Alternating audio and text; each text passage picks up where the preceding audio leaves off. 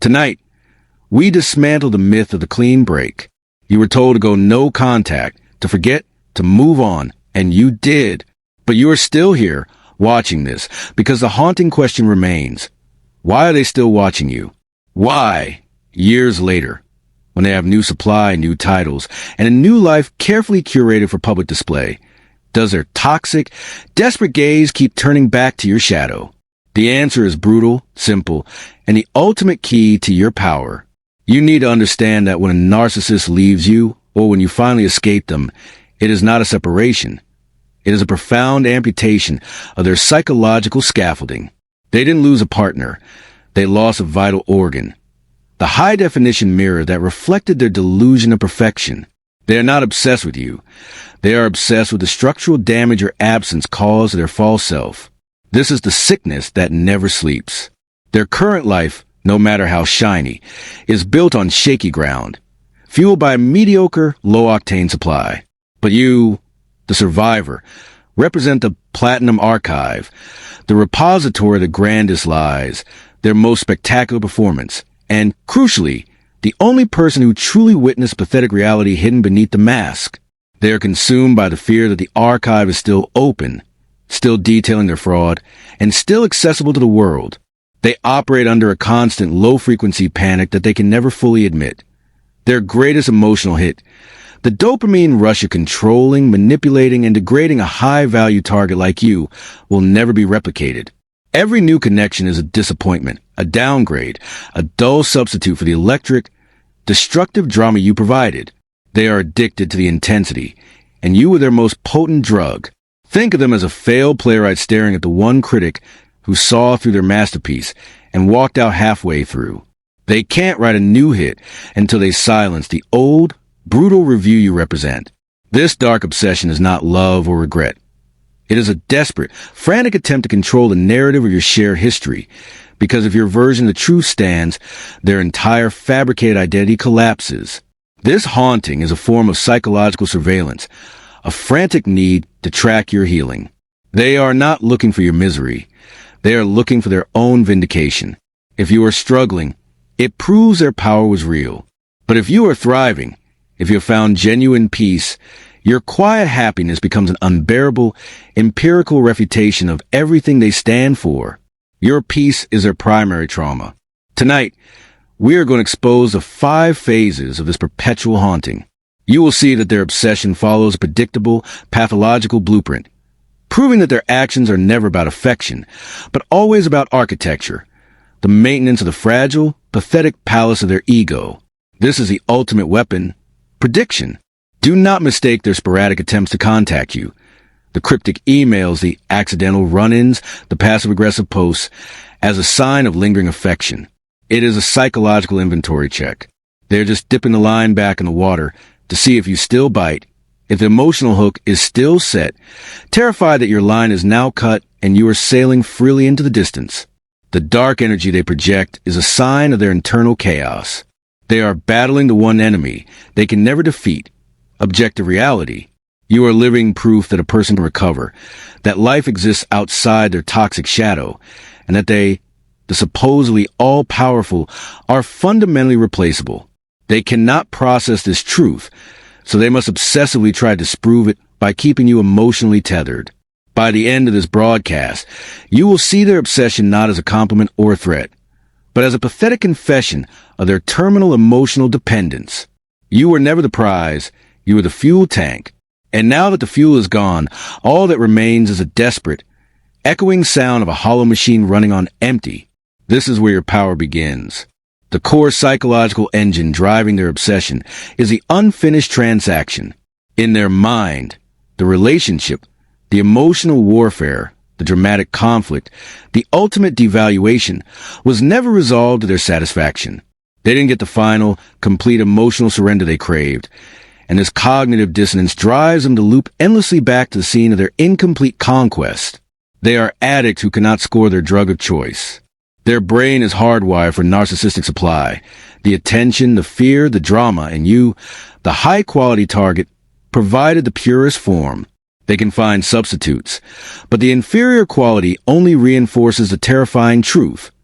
The best emotional high came from you, and they permanently forfeited the source. The reason you are constantly on their mind is directly linked to the emotional pain they suppressed.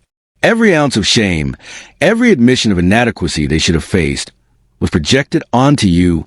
Now that you are gone, the psychological mechanism of deflection is broken, and that toxic cargo, their own internal garbage, is finally washing back onto their shore, causing them unbearable, unnameable distress. This is a revelation they are truly terrified you will speak aloud. You know where the bodies are buried. You hold the unedited documentation of their hypocrisy, their cruelty, and their most vulnerable, desperate moments. They know that your testimony is the only thing that could credibly and completely destroy the fragile public image they worked decades to construct. They view your new life through a lens of pathological envy, a comparison that is always crushing. They look at your genuine success, your real friendships, your authentic joy, and they realize their entire existence is a counterfeit. This comparison isn't about wanting you back. It's about needing to destroy the evidence of what genuine happiness looks like, because it exposes their internal poverty. Their need for a smear campaign is nothing short of a public confession of their obsession. The elaborate lies they spin about your instability or character flaws are preemptive, frantic attempt to discredit you as a reliable witness, fearing the day you finally step forward and present the factual, measured evidence of their abusive behavior. They are managing the risk of your truth. The silence of no contact is experienced by the narcissist as a form of psychological torture, a deprivation chamber where their ego is slowly suffocating. They thrive on drama and reaction. Your sustained, mature indifference is the emotional equivalent of a nuclear winter, absolute zero, and their obsessive behavior is just a frantic scraping of ice trying to find any spark of warmth. Their inability to commit to new supply is always about you. They bring new people into their life hoping to replace your emotional intensity, but they subconsciously sabotage the connection because no one measures up to the drama-fueled high-quality fuel you provided. They are stuck in a loop of testing and discarding, perpetually seeking, perpetually failing. They are haunted by the feeling of their own predictability. Deep down, they know that their emotional script is rigid.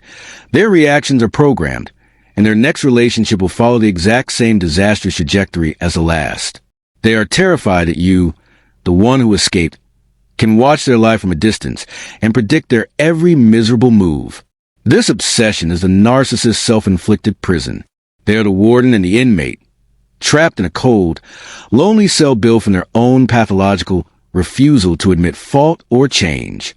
You are the key they refuse to turn, and their haunting is merely the sound of them rattling the bars of cage they lock themselves into. The dramatic turning point arrives when you fully adopt the strategy of radical disinterest. This is not an act.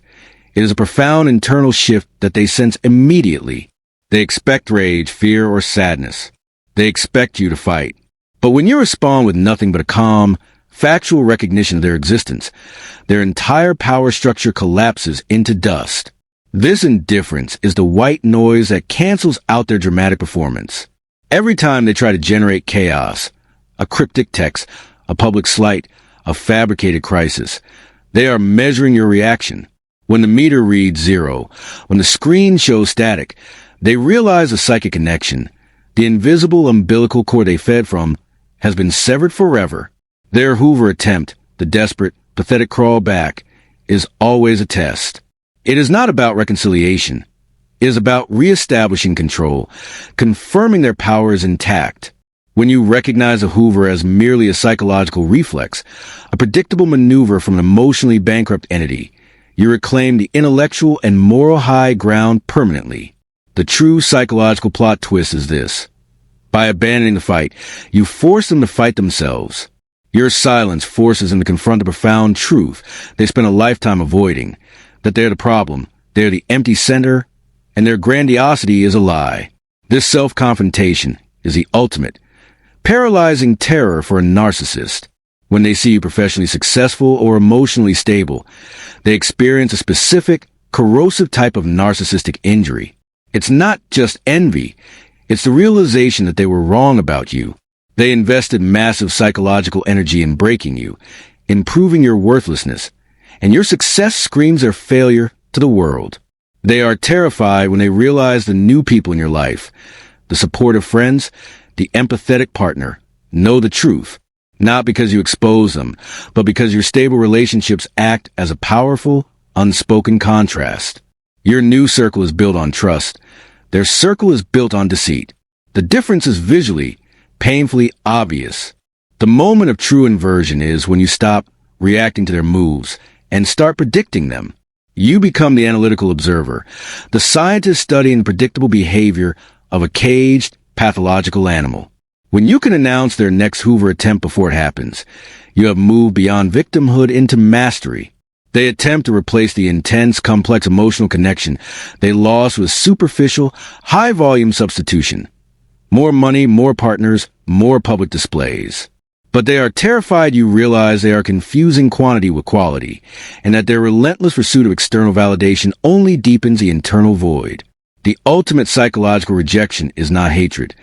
It is analysis. When you view them with calm, scientific detachment, stripped of all emotional meaning, you render them psychologically obsolete. They are terrified you will simply label them a case study, a predictable pattern, and nothing more. This is the death of their special status. They will eventually realize that their obsession with you is not harming you. It is consuming them. Every hour spent tracking your life, every minute spent plotting a Hoover, is an hour stolen from their own miserable attempt to construct a new reality. They are locked in a cage they built for you, but you walked free, and they are stuck inside.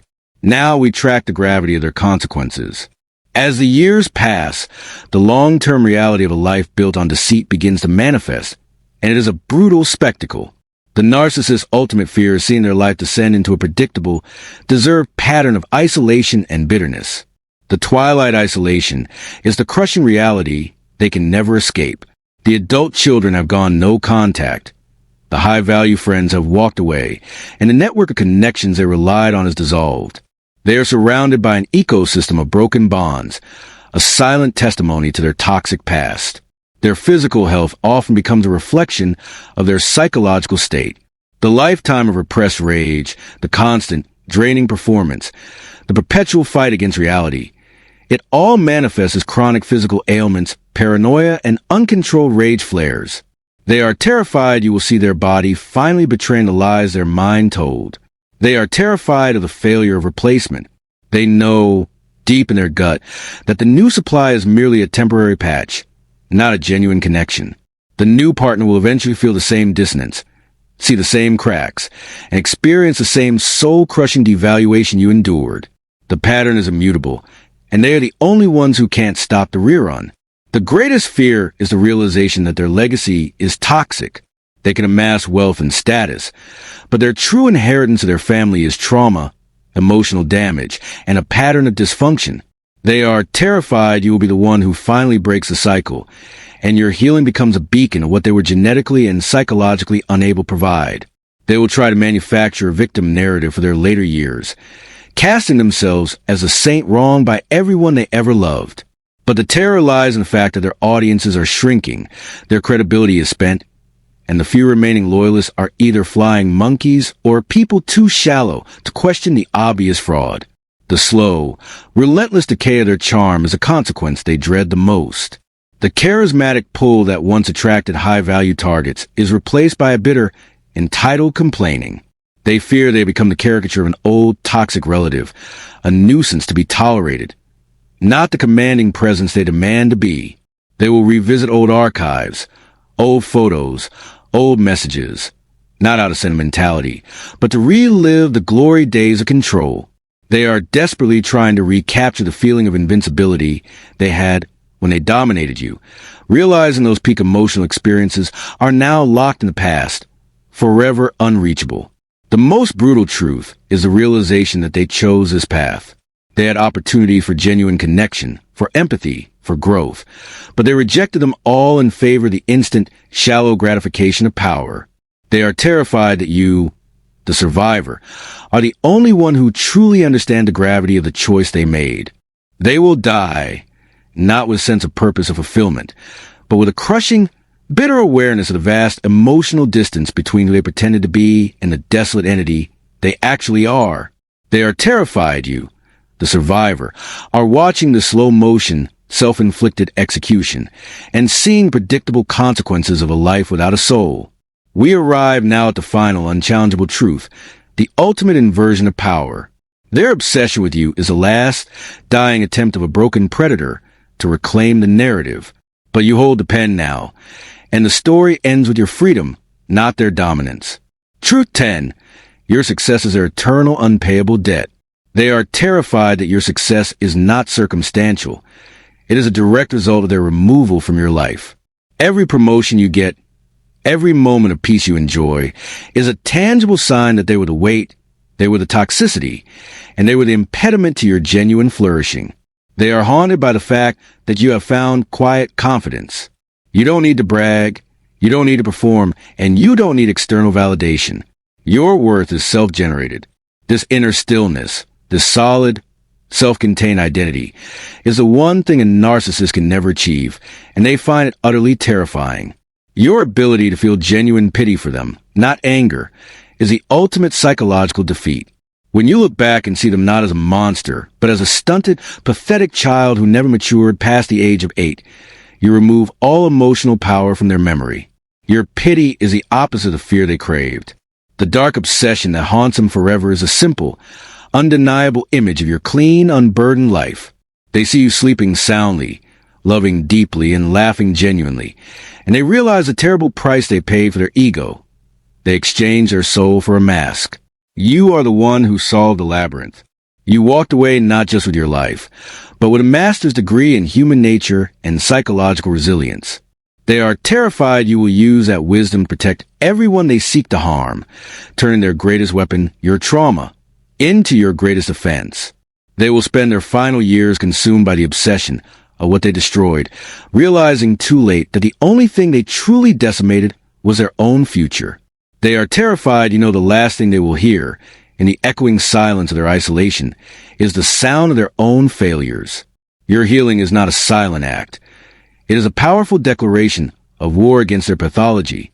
By choosing peace, you are loudly proclaiming that their brand of emotional terrorism failed.